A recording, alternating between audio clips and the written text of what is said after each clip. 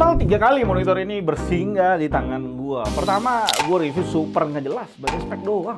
Ditonton 91.000 lagi. Ya, video apaan itu? Kedua, gue bandingin sama XG2405 ViewSonic pakai data color, tapi masih kurang lengkap juga. Dan hari ini gue lengkapin reviewnya dan sediain isi profile untuk benerin monitor satu ini. Siapa tahu lu punya monitor yang sebelah gue ini. Dan tentu alasan paling utama gue review monitor jadul tahun 2019 satu ini, ya karena kalian tanya melulu di kolom komentar. Bagus mana antara monitor satu ini dibanding keluaran terbaru 2021? Kayak Gigabyte G24F atau Lenovo G2420 atau AOC G24G2. Daripada gue jawab satu persatu, video ini jadi jawaban buat kalian semua. Dari speknya ini gaming entry level 144Hz IPS. Cara build quality ya karena ini brand Asus ya, harus gue acungin jempol. Kualitasnya tebal, kokoh, dan gamingnya kerasa banget lu lihat dari posisi manapun. Punya full ergo stand yang lengkap, semuanya ada. Ngomongin kualitas yang bagus, sponsor kita kali ini kasih kita DisplayPort yang bagus.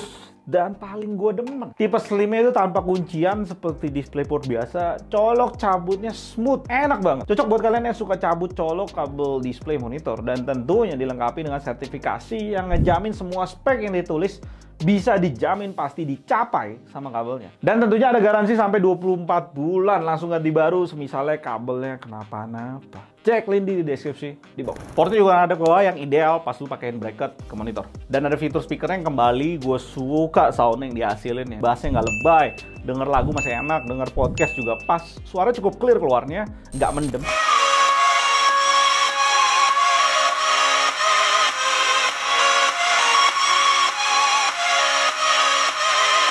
Tapi ya lu nggak bisa expect terlalu tinggi karena ini tetap tipikal speaker monitor pada umumnya. Enak dipakai pas telinga lu lagi panas pakai headset. Settingan overdrive Asus namainnya trash free, ada slider 0-100. UFO paling bagus gue cek di 100. Dan gue bandingin dengan brand lainnya. Tetap aja Asus ini nggak bisa kalahin monitor model 2021 kayak Lenovo dan Gigabyte. Kita bisa push motion blur ini dengan ILMB. UFO-nya memang jadi tajam banget tapi ngorbanin brightness dan flicker di kamera.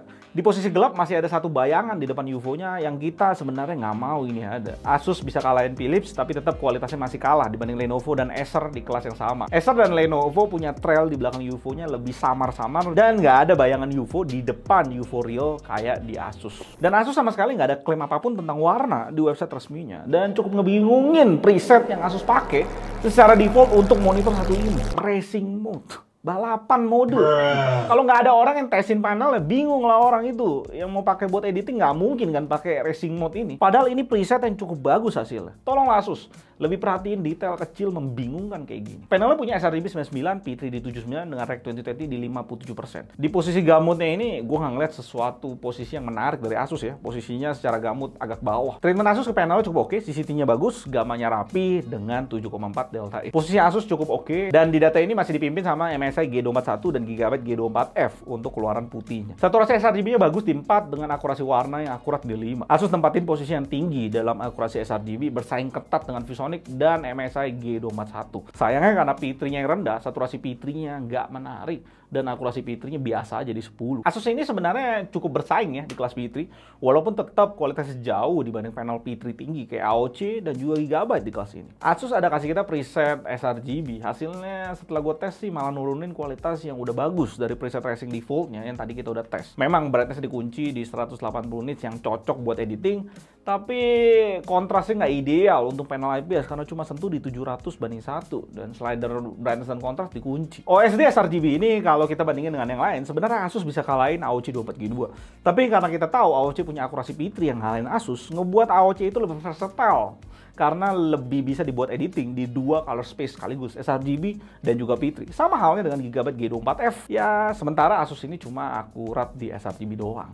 Langsung aja gue kalibrasi manual pakai settingan ini, targetnya ke 200 nits. Akurasi putih lebih akurat, saturasi dan akurasi warna nggak terlalu jauh berbeda untuk di color space sRGB. Baru kita bisa lihat perubahan yang cukup signifikan ketika gue full kalibrasi dengan Kalman Create ECC Profile. Akurasi warnanya jauh lebih akurat di 3 delta E. Sedangkan untuk P3 gue udah coba full kalibrasi juga, ya ini kualitas maksimal dari panelnya. Dan nggak lupa, ECC Profile kalian bisa download di deskripsi di bawah. Secara kontras sudah bagus, Asus sudah melebihi standar IPS di 1100 banding 1. Kualitas ini tetap jauh dibanding kontras yang bisa di panel VA hasilnya di kelas yang sama kayak ViewSonic.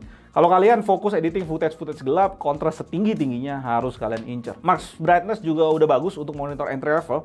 Asus udah sentuh 300 nits lebih yang udah cukup memenuhi banyak kebutuhan orang-orang. Nggak lupa kita singkirin apa yang penting yang dikasih Asus. Kelengkapan lainnya kabel power dan DisplayPort. Di harga yang sekarang 3,5 juta dan garansi full Asus 3 tahun, dengan harga semahal itu, Asus ini langsung jadi nggak penting untuk lu pertimbangin. Apalagi saingannya kayak Lenovo G2420, Gigabyte G24F, dan juga AOC G24G2 yang dimana mereka tuh lebih murah dan kasih value yang lebih tinggi daripada Asus. Wow, berat Asus. Dan sekali lagi gue mesti ingetin ke kalian, Asus ini bagus selama lu buat ngedit di sRGB. Tapi ketika ada AOC dan Gigabyte di sana yang cover sRGB dan P3 dalam satu monitor dan harga lebih murah, wah, langsung 3,5 juta yang diminta Asus di sini nggak bisa dijustifikasi sama sekali. Dan pasar China pun mengkonfirm kesimpulan gua itu. AOC 24G2 punya harga retail yang sama dengan Asus VG29Q di 2,5 juta. Secara branding gua akui ya, memang Asus di hati gua tuh Asus punya kelas di atas AOC. Iyalah, ROG laptop sudah bagus. ROG monitor 360 Hz.